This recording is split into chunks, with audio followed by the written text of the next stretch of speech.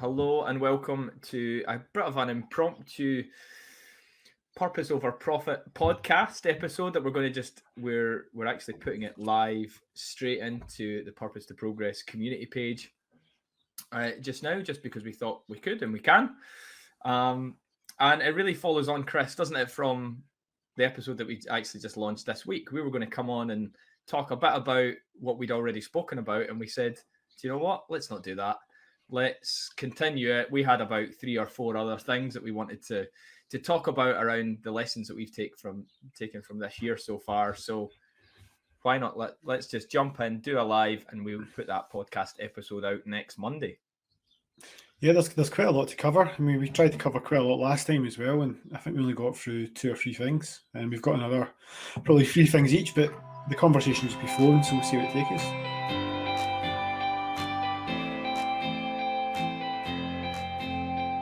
Yeah. And for anyone that wants to go back and listen to part 1, it's live on Spotify. It will be on iTunes. Just search for the Purpose Over Profit podcast. So yeah, where do you want to kick off, Chris? Well, I went last time, so do you want to go first this time? With your first lesson learned? Cool. Okay, so one of the ones that we didn't get to last time was about challenging limitations. So one thing I learned this year was to challenge your own assumptions that you've got for things or the limitations that you've put in place. So I am sitting, and you can see my new bookcase is assembled. I'm in my new house, and that was something which Jill and I had actually written off at the start of the year. We'd written off for probably 2-3 years that we were going to move. And for anyone that doesn't know our situation, Jill and I got into property in 2017, shortly after Lauren was born, and we effectively downsized our house, moved further out of Glasgow, moved into a 3-bed semi, and we got to the point where it was bursting at the seams over lockdown, particularly at the start of the year. And this is kind of what drove us to challenge these assumptions. But we done that so that we could put more money into the business, so that we could get ourselves out of our day jobs and start doing the things that we love, like doing podcasts like this. And that was great. But that enabled us to kind of both leave our jobs. So we both started our own businesses, working in the property business over the last couple of years. So we left corporate employment, which from a mortgageability point of view on your own home, banks don't seem to tend to like business owners too much, particularly new business owners. They like that guaranteed salary dropping in every single month. This pays the same every single month, etc. So we just had it in our heads like, do you know what? When me leave my job last November, this ain't going to happen for a while. We'll need 2 years worth of accounts, yada, yada, yada. And it was actually a mentor we were working with that kind of just challenged us to that. Like, we were putting out there what I would class as like, it's the way we see the world. It's a limiting belief. It's a limiting assumption that we've got. And I work with clients all the time on that. But this is why even coaches need coaches, or mentors in this case. And he just challenged, like, look, why don't you go and at least explore and see if you could get a mortgage? Go and see what the options are. Go and do the work to find out whether you can move before you make the decision for it. It's a bit like not asking the question. Like, if you don't ask for something that you want, the guaranteed answer is going to be no. But if you go and do the work and ask the question and challenge that a little bit, then you don't know. You might find that there's a different answer there. So, I mean, what we've ended up doing, long story short, is we have actually decided that we could move. Might have to pay a higher interest rate, but it's absolutely possible. So we went, yeah, let's go and do that. And we're probably at the tail end now of what has been about a 4 or 5 month process for us, starting to look at houses, putting our own house on the market, going through the stress of making sure we could get the finance in place and whatnot. And ultimately right now it just feels like paying bills left, right and center for everything. And my hands like red raw from the screwdriver and kind of all these flat back boxes. But the point is, I guess, challenge limitations. So I think this is one of the key things that I would say: work with people that won't just kind of gas you up All right. There's a lot of talk about like surround yourself with people that gas you up, and there's benefits of that. But challenging your thinking is huge. And that's one of the things that I do as a coach is challenge my clients' thinking, not in a confrontational way, but in a way just to gently kind of ask them to consider a different perspective. And that perspective in this example has allowed us to move home. And we love where we are. Kids are settling into school and nursery and whatnot, and that wouldn't have happened if we hadn't been open to challenging our limitations and our beliefs that we held about being able to move home or not. So yeah, that's one for me. And I guess that comes back to some of the stuff we spoke about in the last podcast, actually, where we spoke around pushing yourself as well. So it's about pushing yourself and it's about getting uncomfortable as well. It's about asking the kind of questions that you don't want to ask the questions about. I mean, you're right. I mean, self-employed and banks just absolutely hate the word self-employed, to be fair, and especially if you're a year in, then they just want to touch you. So, but if there's an opportunity there to go and explore stuff and go and see a specialist as well, because everyone thinks they're a specialist in some field or whatever else, but then if you look at their mortgage or look online and look at the kind of news they get fed, the scarcity that comes through and all that kind of stuff, it's good to go and speak to advisors. So scarcity, that's the thing. You just created a new word. I created a new word. But yeah, just pushing yourself. I mean, that's definitely getting uncomfortable is good. And never being too comfortable, because if you're too comfortable, then the world might pass you by. So especially in these situations, you've now got a new house, you've got a bit of space, you've got an office, you've got bookcase and everything else. So it gives you an opportunity then to move on from where you are now. Yeah. And do you know what, you mentioned a word there about like being uncomfortable as well. It was uncomfortable to go and do that, and it's uncomfortable now sat here. I was chatting to another coach this morning about anxiety last week, anxiety this week that I've got around now I'm here, right? I want to protect what I've got, right? I want to grow again. And it's like, she was gently challenging me to just stop, be in the moment a little bit, enjoy where we are before then going and kicking on. But growth doesn't come from being comfortable.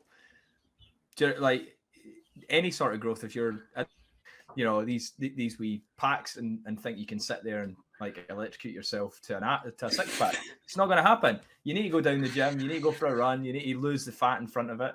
If you're trying to build muscle, you need to break that muscle down, make it uncomfortable so you can build it back up again. So all of these things I think have to happen. So we're kind of on the other side of that, and we're going, yeah, it's made us uncomfortable, but it's closer to where we want to be.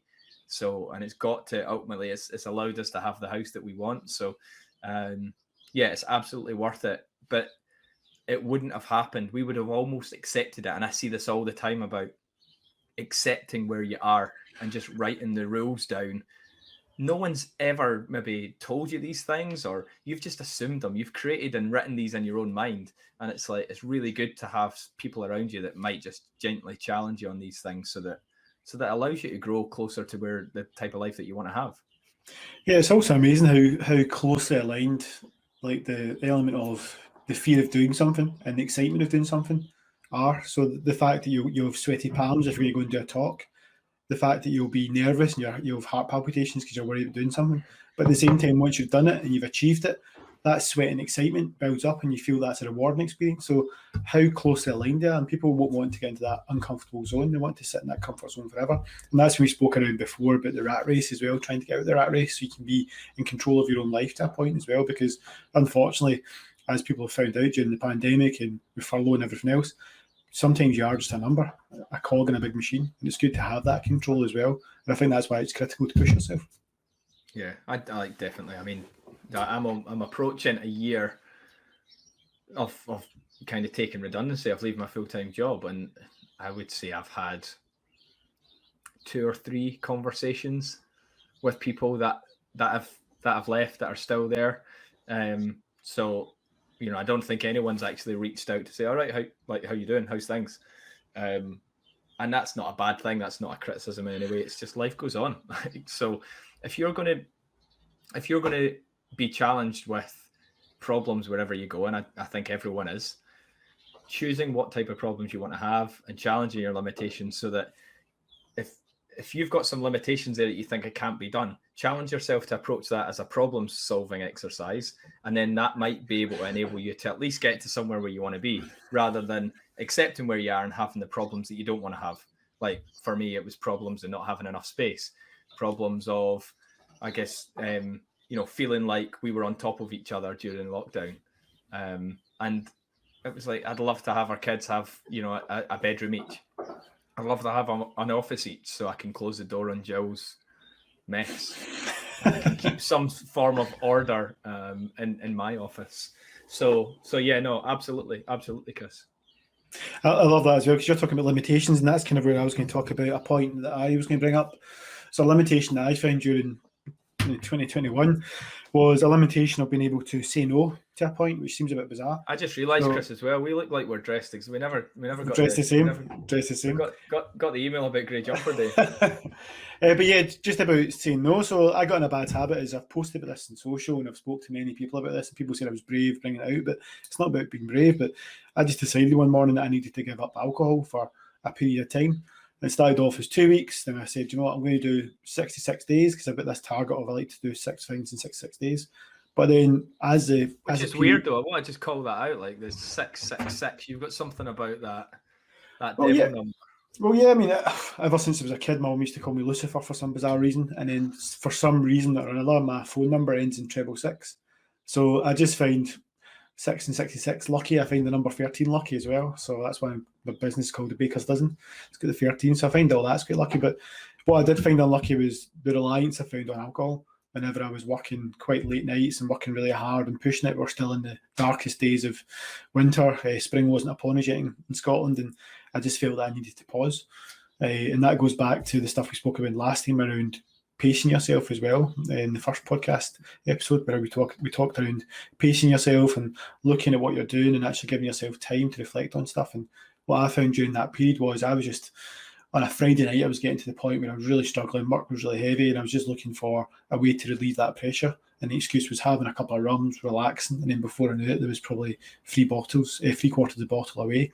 And the next day, after 3 weekends, I was kind of at the point of either putting the bottle away or not even telling my wife how much I drank. And it became a bit of a shame as well.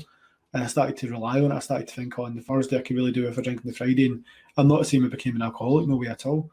But what I did realise was that reliance on alcohol. And I said that's not good for you because, as you know, Darren, as we've had Sobriety Lady on as well, alcohol. I love you always call Kirsty the Sobriety. Aye, Kirsty. But as we know, alcohol. Sober coach, yeah. Yeah, sober by Scotland. But as we know, alcohol just doesn't. I mean, fair enough. You feel like you're having a good time at the time, but then the next day and the day after, it can impact you. And I was finding it was spoiling my weekend, so I ended up giving up for 100 days. And for me, who probably couldn't only go a week without drinking, that was a massive achievement. And there was stuff coming up. There was like catching up with people because lockdown was finished and all this kind of stuff, but managed to keep it that way. And it wasn't the case that I just wanted to give up drink just so they could put out a social post. It was for your own control mechanisms as well, to say that I need to do this. And when I posted it, there was so many people who reached out and said, that's fantastic, well done, are you okay? And it wasn't about saying that I'm okay. It's just about saying, well, can you do this and can you control it? Because the minute you can't control something, you use it as an excuse to relieve pressure. It's not good for you. And that's why I would say that being active, and we're going to come on to this stuff about other mechanisms to do for routines, can help relieve that kind of pressure as well. And playing golf as well with you, Darren, as well. All these kind of stuff does help. Yeah, that maybe wasn't that stressful. Or sorry, it didn't relieve stress. But I want to just ask you about this. We might have covered this before, but I think when we had Kirsty on talking about sobriety, which is something I'm a massive advocate of. I'm not sober, by the way. I do drink, but I go through periods like similar to Chris. I've done like a few 6-month stretches. I don't think I've done like 3 months like that, the 100 days one. I don't think I've done that, but I've definitely went like I've done a month. I've done a couple of 6 months. I think I was probably like 8-9 months previously. I don't think I've done a full year, but what did that teach you? Well, probably 2 questions. What did that teach you in terms of being sober for 100 days? What did you learn about yourself over that period of time? And what sort of impact did it have on like the rest of your life, your family, your business, your health, all of that sort of stuff? I think what it taught me, I mean, it goes back to when I first worked as a designer in an agency. I was saving up for a wedding, and I worked in a pub called, I'm sure it was Witherspoon's, where there's no music, bizarrely. And I remember working behind the bar, and I was just trying to save up for extra cash for the wedding. And I remember, I think I told this story in the podcast we did, or the live we did, but I remember young ladies coming up and they were ordering like 4 shots of tequila. And I was remembering giving the 4 shots of tequila over, and then the girl standing there and just slamming the 4 shots of tequila herself, and then staggering away. And that gave me a different sense of perception around perspective, even around what alcohol is and what it can do. And I always remember that. And then when I started to probably hit the bottle 3-4 weekends in a row, I realised that actually that was starting to control me, and I was becoming like that person in the bar where they needed that alcohol to feel that they had a good time. And sometimes I did feel like that. I felt like I needed alcohol to kind of raise my game and make me feel better. So I needed a sense of just to ground myself. So the first thing it did for me was help me be grounded, so that I knew if I had some inclination that I wanted to have an alcoholic drink, I'd have to go and do something. So I read more, I exercised more, I spent more time with the family, I was less grumpy, I was more active. I was more on the game with my work as well. I was up early doing dishes, tidying the house, all this kind of random stuff. My wife was getting a bit sick of it, to be fair, but it did give me an element of, it helped to ground me better, to understand that there was an element where it was starting to control me. And I was waiting for the Friday night to have a couple of drinks, or if I was going to go to the pub to see some friends for the first time in ages, then it helped me understand that you don't have to go and have a drink, you can go and have a coffee or whatever else. So I think that was it as well. And it's also showcasing to your children as well that if they see you on a Friday night, if you're watching a movie, you have a couple of drinks, you don't realise by maybe the 4th drink how different you're acting or you're behaving as well. It's not that you're being abusive or anything like that at all. It's just your mannerisms, the way you're speaking as well, and the way you're acting is going to be different. And then they start to realise that you've had a few more drinks. And I grew up in the 80s as well, as did you, Darren, that it was a very different experience with alcohol. So your parents would drink, they'd have parties and all this kind of stuff, they'd be drunk, and then you'd be kicking about with your brothers and sisters and all this kind of stuff, and you'd see the impact on what alcohol can do. And a man too as well as an alcoholic, so I've seen all that, and you just don't want to go down that road. So there's an element where you just need to hit pause, like I said before in the last podcast, just pause it and then just go, okay, reflect and see, is this good? No, just stop it. And like you, I still do drink, but I don't drink to the levels that I did as well. That now helps me give me an element of reflection. So that's probably my 2 things that have helped. Yeah, and you were like, we were just chatting earlier today, just around like you just back off a boys' weekend, and you do this kind of regularly, which I think is a really good thing with your schoolmates, and it's but you were saying it was kind of relatively tame and controlled by standards, but it was chilled. Yeah, it was exactly kind of what you needed, which was kind of getting together, a group of people having a laugh, but not necessarily having to be absolutely like 10 pints deep every night or something. So yeah, I wanted, I guess, like just pause and like reflect on, like, that's a massive achievement for you, and it's great the way that you were sounding up to that point to recognize that was an issue for you, and then you wanted to do something about it. I think is something that you should be really proud of, because I think it's very easy for that to kind of carry on, or to feel like that's not something I'd be able to do. So to have the confidence in yourself to be able to kind of quite rightly go cold turkey to gain a bit of control back, I think is really good. I would highlight that to anyone that hasn't done like a few months sober. Like, even if you've not done a few months, do like a couple of weekends and then stretch it to a month, and then build it up from there. But you're right. You learn way more than just the act itself. So it's not about just drinking, but it's the energy levels the next day, and then the day after that potentially. But what you were talking about, like how everything else, it compounds. So everyone, like, we talk about like compounding money and compounding effects. Well, you stop drinking, which has a benefit in and of itself. But then what are you doing instead? You're playing with your kids, you're reading, you're working better on your business, you're being more efficient on your business. So all of these things compound. Just doing one thing has compounded into more positive benefits in your life. So yeah, I think it's like great hearing you and unpicking the impact that it had on you over that 100 days. And yeah, I think I would highly recommend that to anyone else to actually think about whether they could do that for themselves. No, I'd say thank you to that as well. I mean, one thing that it did flag up, which I didn't expect, was when I put a social media post out and just said, I've done 100 days, no booze. I said, what, WTF? No booze, WTF 100 days. And actually the feedback I got actually from people I know closely, actually they were surprised, and some people I even know have reached out just to ask for advice as well, because they were struggling. And somebody I know quite well has been struggling as well with a few issues, and they've said those kind of posts helped them. We've had conversations since, we're going to be catching up. So it's not about, there's a kind of shame element in Scotland as well, where you feel like you have to drink in Scotland. We've mentioned this before, Darren, where you feel that you have to drink, you feel you have to go to the pub, you feel you have to go and drink 7 pints, 8 pints, whatever it is. I can only handle a bit to be fair. But there's that kind of shame element. So when you post something like that, people are surprised. And people then reach out and say, is everything okay? But there's also that supporting element where people start to go, in fact, you know what? I do probably hit it too hard on a Friday or Saturday. And then you hear people saying, you know what? I normally don't drink Monday to Wednesday, but then Thursday I have a glass of wine all the way through to Sunday. And that's a kind of worrying aspect. You just sometimes need to just pause and give yourself and your body a bit of a break. So, no, I'd 100% say that's the best way to go as well, Daz. But what about you? What's your other reflection, if you like, from 2021? So one of the things was committing to things, or my second one is like committing to things that will bring you closer to where it is that you want to be. So it's probably different from the house one here, but we had an aspiration, like we've got a SAS pension. I'm going to get boring for a second here. We've got a SAS pension. All our corporate pensions that Jill and I had from various jobs that we've had, we kind of brought them all under our control in a vehicle known as the SAS pension. All right. And the SAS pension sits on top of our property limited company. And long story short, it gives us the flexibility to own our pension and be able to basically grow that ourselves, rather than it being with a financial institution investing in a whole load of different stocks and shares that you've actually no control over. So part of that vehicle was for us to, we're able to hold commercial property in that. You can't buy residential property like buy to lets, like what we've normally done, but you can buy commercial. So we always had this strategy in the back of our heads, bearing in mind we've had this pension for about 3 years, maybe more than that, but 3 years.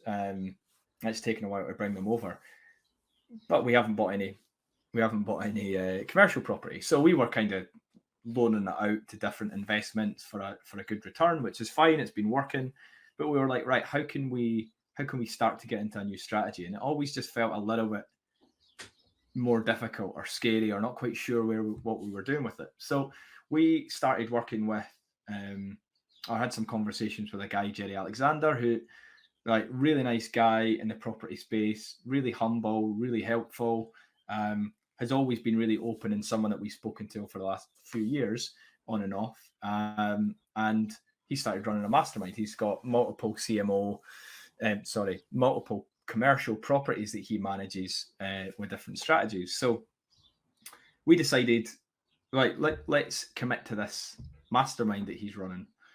And part of that, you go like, can I invest that money right now? Can we really afford it just now with all the other things going on? I've just recently left my job and it's about trying to grow a business, and now I'm going to be paying, more expenses out of it.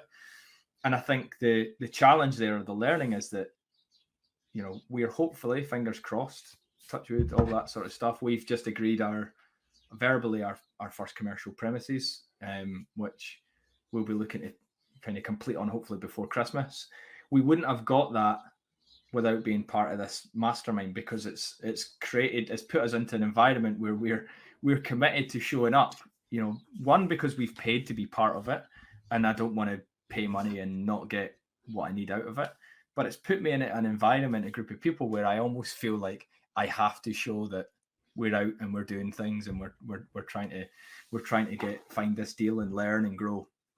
So by doing that, by paying that, and even though it was an uncomfortable decision at the time, I'm like, it's like 6-7 months on from doing that.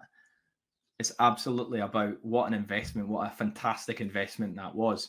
Why? Because it's brought me closer to where we wanted to be. It will have financial benefits and whatnot. We wanted to get into that strategy because it suited us having that SAS pension, but it almost forced that growth out of us over the next 6 months. We've got another few months left to run of the mastermind anyway, and it may well be something that's ongoing. But I think looking at this is coming back to your point around like getting around the right people, and if you can do that, if you can get yourself or buy your way into the right environment that brings you closer to where you want to be, that's going to hold your feet to the fire and going to do that. So that's probably just something just around commit to the things, even if it's an investment, that are going to bring you closer to where it is you want to get to. It might be to understand yourself better. So it might be like, speaking to a coach. It might be to do a rebranding exercise, like who is their business and what does their business stand for and where do they want to grow? So maybe what I speak to the baker's dozen about that. It could be anything, or it could just be recognizing who's in your circle of influence at the moment, who you spending most time with, and are they taking you closer to where you want to be, or are they holding you back from it? So yeah, I think committing to the things and being around the right people that are going to take you closer to where you want to be, that's my second one. I think that's quite strong, actually, because obviously for people who, people probably aren't in the same situation just now with the SaaS pension, but there's some learnings there around joining the group where you've got that knowledge and expertise and that wealth of knowledge to help you guide you and then push in the direction where you want to go, so that you feel comfortable making that decision as well. And any questions you've got, you can go back to that group to ask as well. And that's the key point around getting uncomfortable, but getting uncomfortable with the right people around you, because it's that having that expert group to ask questions. And I think that's critical. You mentioned it just there about who's your circle of influence, who's actually going to be influencing your decisions as well. So if there's negativity in that influence, then that's going to just pull you back and pull you down. And I remember we had Chris Stewart on, the person that owns Wayne's World, and he talked around when he wanted to start a new business and whatever else. He had I think it was his mum and dad, or his mum was saying to him completely negative, don't do it, don't do it, don't do it. And he takes that on board, but uses that as kind of ammunition to then project himself forward and go, I'm going to do this. It gives him courage to go and do it. And I think there's definitely something in there. And I think that's really strong around having the right group around you, having the mastermind, having the idea around where you want to go, and then having the strategy put in place. Because I can imagine maybe 3 years ago, would this ever be a concept for you to have a commercial property at this point in time? No, I think we always would have hoped, but again, this is the thing. There's a difference between hoping and committing. Once you've committed to something, are you practically and tangibly changing your environment or something that you do to create a different outcome? So I can't remember who it is. If you always do what you've always done, you always get what you've always got. Can't remember who said it, but I remember someone telling me that back in my Tesco days, and it's always stayed with me. I've got some clients that have came to me, worked on the property space, right? So they might come and go, right, I want to change my life through property. I want to grow a property portfolio. And I'm like, right, okay, yeah, let's have a chat. Let's see if we can help. And, they're committed to it. But then after maybe a session or a couple of sessions, they go quiet. They drift off. Now, that isn't being committed. That isn't getting around the right people. It's one of the reasons why I actually started the property mastermind that I did, because I recognized the benefit of, yes, one-to-one conversations are great, but see if you can bring people together that are like-minded. They hold each other accountable.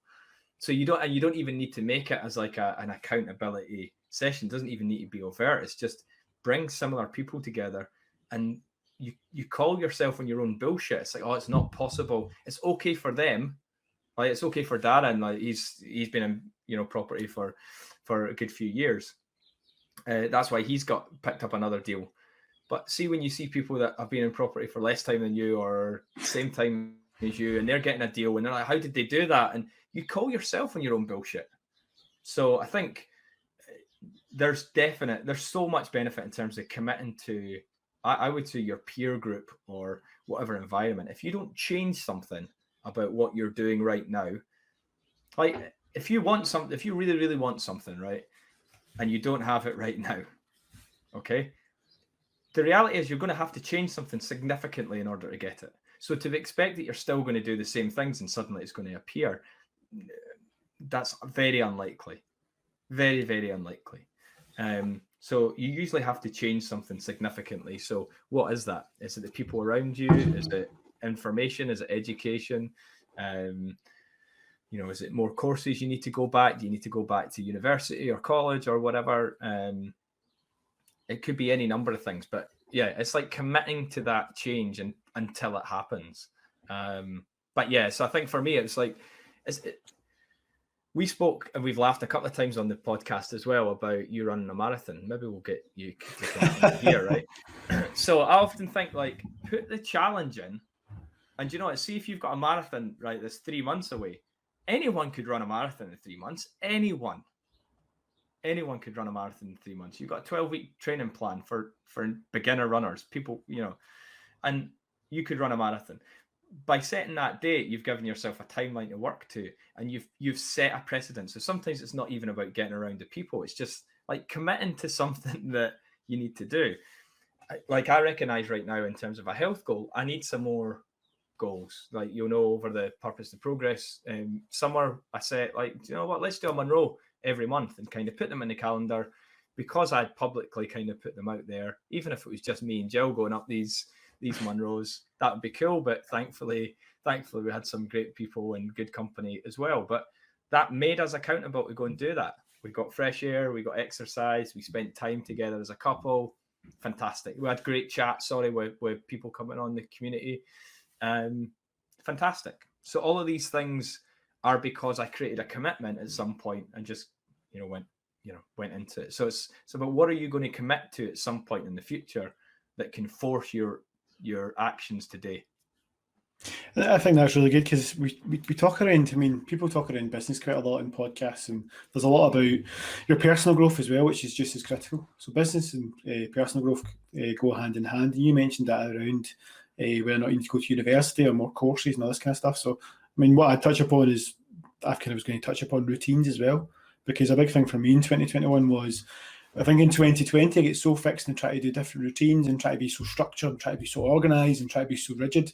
And actually, what the podcast has shown me from talking to lots of people is that, as well, you don't need to be so rigid in what you're doing with a routine as well. It's good to mix it up. It's good to take breaks. It's good to try different stuff.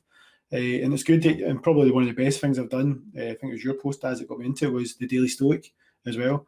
Just reading Daily Stoic, and actually there's a journal book that comes along with that. So I find that actually having a routine, have you got it there? Having a routine and mixing it up. It should be, because it's a Daily Stoic, it's usually sat on my bedside Just table. there. It's been tucked away in a box since we've moved, so it's not been daily for the last couple of weeks. Why is it not? It wasn't for me when I was away at the weekend, but there's a journal as well that goes along with it. But what I'd say is, it's about routines, it's about mixing it up, and it's trying to consume when you want to consume, and it's consuming the right content as well. So there's stuff around, there's consuming other podcasts, there's consuming stuff that's educational, but there's also consuming stuff that's actually fun as well.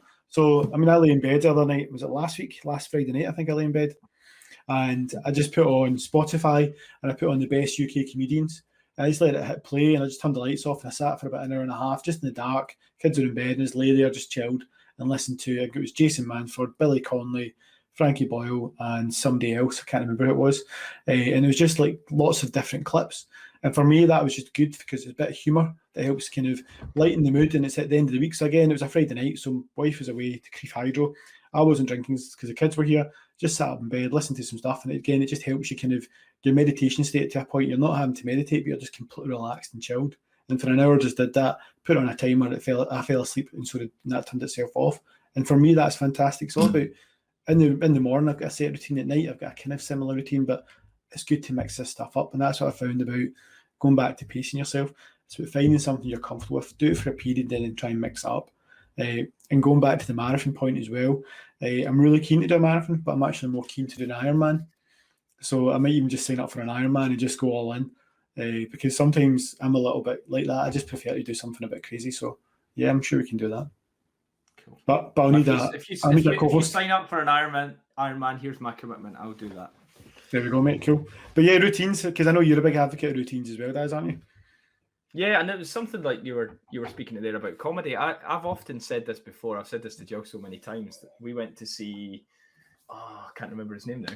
Ricky Gervais. We went to see Ricky Gervais, but before that, it was a Scottish comedian, young guy, Daniel Sloss. So great over the last few weeks. It just so happened that all of their gigs were pushed back to basically when we were moving home. So it was a bit unfortunate timing wise, but it's great to be able to just get away from that and flood yourself with oxytocin and whatnot, and positive endorphins for a period of time where you're just belly laughing, and you're completely away from the stresses of what you might be working with either side of it. And it's always curious to me about, and this is not a pop at football, but it's my perspective on football, club football. I struggle to get my head around a weekly pilgrimage to a place where you're anxious because you're if your team's going to score or not, you're there's there's, let's be honest, hatred. There's no other word. There's hatred shouted from the terraces every week.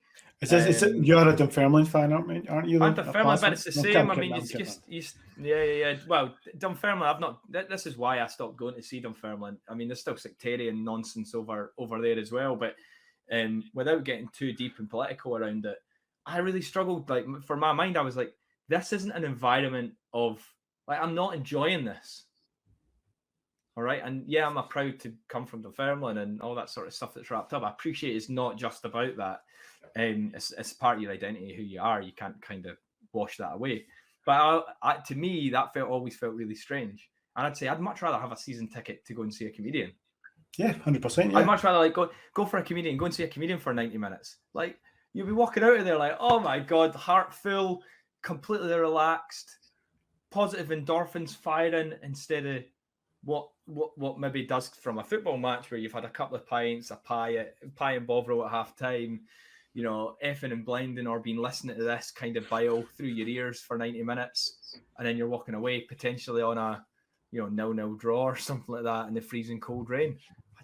It just never appealed to me. But hey, each to their own. But yeah, talk. Yeah. Well, I was going to say that's kind of how my mindset is. So even my most perfect night out in the past has always been there's a place called The Stand in Glasgow or in Edinburgh. Yeah. Going to The Stand for a comedy club and doing that. And even I was listening to a podcast 2 weeks ago. It's called Not a Bit of Fish, is it called? I don't know if you've ever heard this. No Such Thing as a Fish. No Such Thing as a Fish. So if you ever watch QI, do you know what QI is in Channel 2? Yeah, maybe. Yeah, I don't watch too much TV. Yeah, it used to be Stephen Fry did it, and then Sandy Twarswick. Yes, yeah. But it's these kind of people, they're called the elves, that come up with these kind of random facts. And No Such Thing as a Fish. They'll have it on every week. They'll come up with random facts and they'll talk about it. It's a comedy show. So I was sitting listening to it one night after, I think it was 7 aside, my Thursday night, on the computer, and I just heard that they were going to be doing a show in Glasgow. So I booked tickets to the wife's birthday. She doesn't know yet, actually, so this is probably a bad time to tell. But I booked tickets to the wife's birthday. She's not a listener anyway, is she, Chris? She's not a listener, no. But again, it's looking to the future, and like I said in the last episode, it's planning stuff in. It's going to be fun. So I'm looking at stuff that's going to be fun, that's going to be entertaining, and the kids can't go as well. I mean, kids are fantastic, but it's good to have a break. Even the weekend days with my friends, and it's good to plan stuff in, to do stuff away from your family as well, which is crucial. So for me, yeah, routines, books, meditation, listen, consume, take breaks, but do stuff that enjoys, that makes you laugh and have fun as well. It's not just about reading stuff and just giving your mind full of knowledge. It's about just giving your brain a bit of a break to relax. So, yeah. What were you guys? Sorry. There's probably a couple of routines that I probably brought in this year as well, just while you're on there, but that is probably one of them. Yeah, daily Stoic. Like reading something first thing in the morning. Normally it would be like, I'd felt like it was under pressure and I wanted to get the day started, but it's one page. It allows you to kind of just stop and have some sort of feel like you're reading and reflection, and then I build reading in more towards the end of the day. But the other ones, like athletic greens, like I do think that like health supplements in general, I would say I've got way more focus on that this year than any other. Maybe because I'm getting a bit older, but I'm way more conscious on kind of my longevity, you know, priming my body. Like I still think that my body, I'm like 25, and in my head, I'm still run about a football park, you know, thinking I'm 25, still try to play basketball, thinking I'm like 18 years old when the last time I played. Like, I love that. I love testing myself. I was at and so anyway, supplements, I guess, help my mindset in order to stay fresh, because I think that's a competitive advantage. Because I see I'm putting more emphasis on eating right, you know, drinking the right things, putting the right things into my body, so that I can try and compete at that sort of level. So yeah. But that's important as well. You mentioned basketball. So like basketball, football, I mean, I cycle now, I've got my bike fixed. I'm out cycling quite a lot as well. If I have to go to meetings or anything else, I'll cycle there. If I can, instead of taking the car, as much as possible. So, and running as well. So you're right, it's all part of that routine. It's that mental state. It's about improving your health. So you feel like when you're on the football field or on the basketball field, I don't know that's what it's called, the court, and you feel like you're ready to actually perform. So definitely. And what were you guys? So what was your other one actually? What was your other? My last one was, we've touched on it a little bit, but we were both in our corporate careers for best part of 20 years.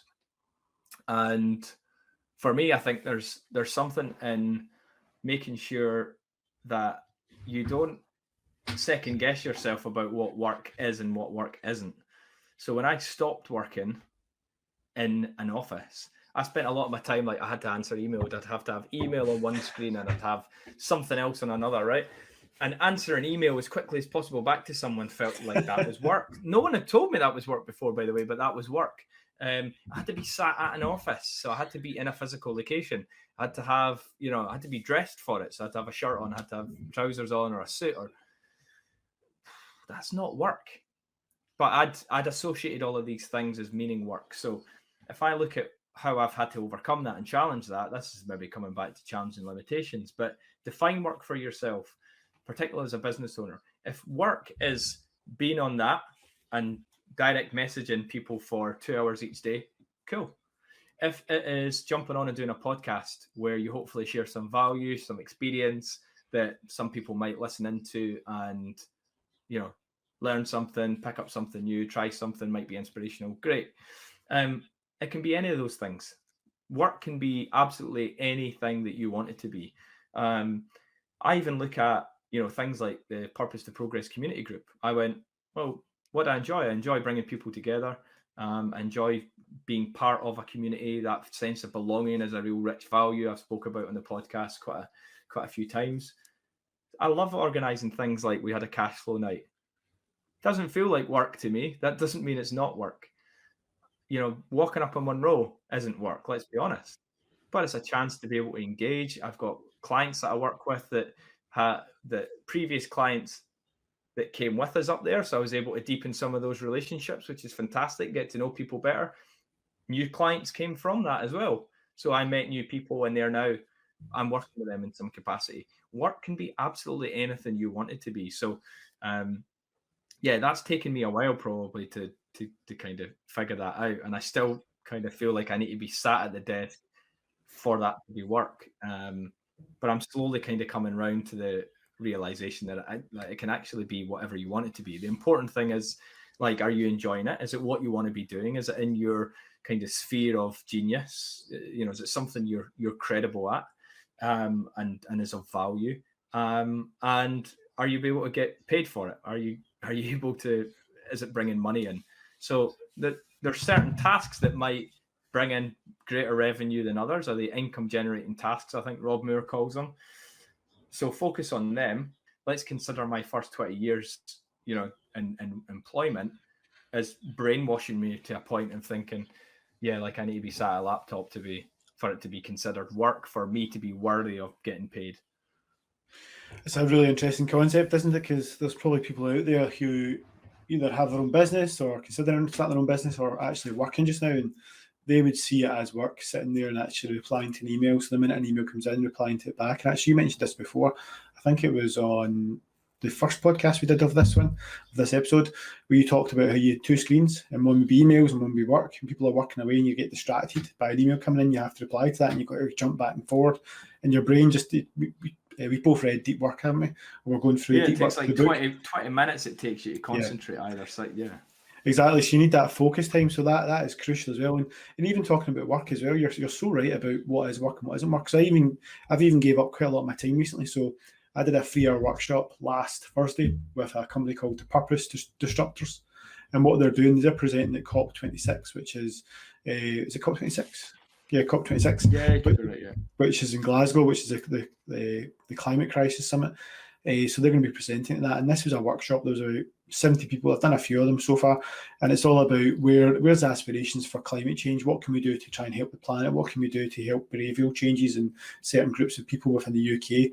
What can we do for recycling plastics? All this kind of stuff. How can we fix these kind of issues?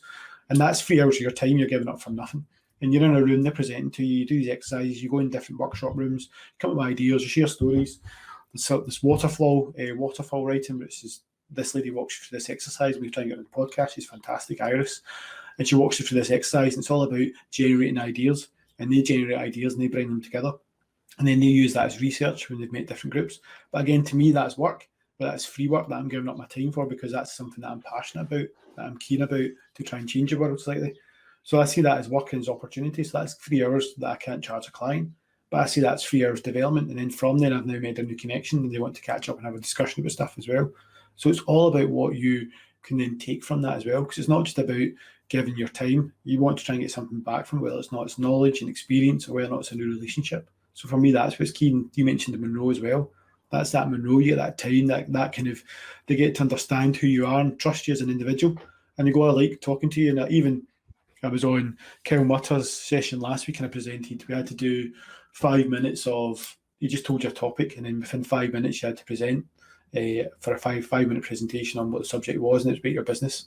And then from there, I'm now having a chat that Darren, just about his brand, actually just about what I can offer him as well, just from that one thing as well. So again, you take what you get out of these exercises as well. It's all about positive relationships you're trying to build as well.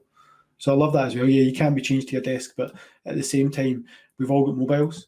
It's like Tim Ferriss says, I can be anywhere in the world and can work anywhere as well. So it gives you an opportunity to be free. Yeah, absolutely. And you can absolutely work from anywhere.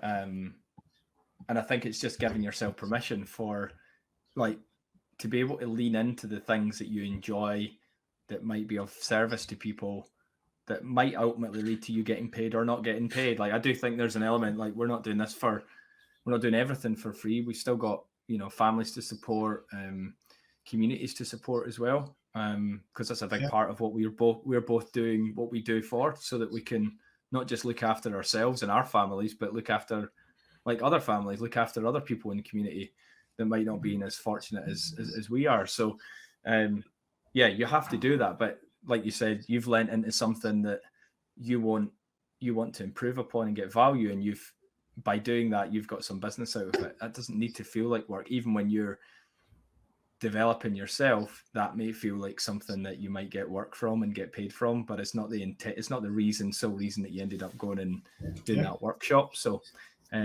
what's it like? What did Josh Levin say to us? Was it profit follows purpose? Remember that?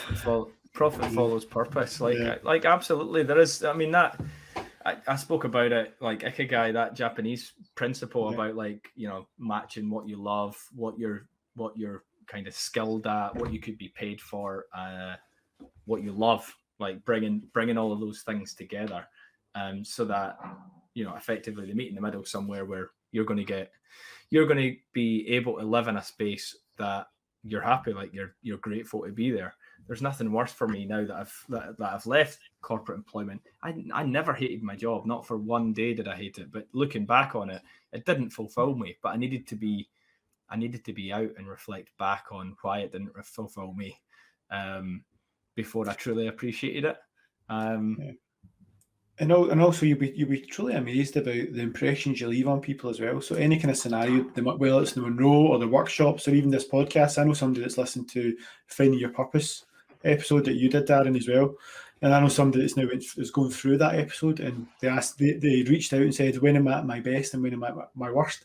And I thought that's fantastic. And straight away I knew it's from that podcast. And I replied honestly, just with my gut, and said, this is what it is. And that led to the conversation back and forward, and a very honest conversation. I thought that's fantastic. So it just shows the impressions that it leads on with these kind of things as well, that it can be very positive, and you never know what the future's going to bring as well. Yeah, no, definitely. And I appreciate you saying that. I didn't know that when you said, but it's great to know, even when there's not people liking or commenting. We've got one person,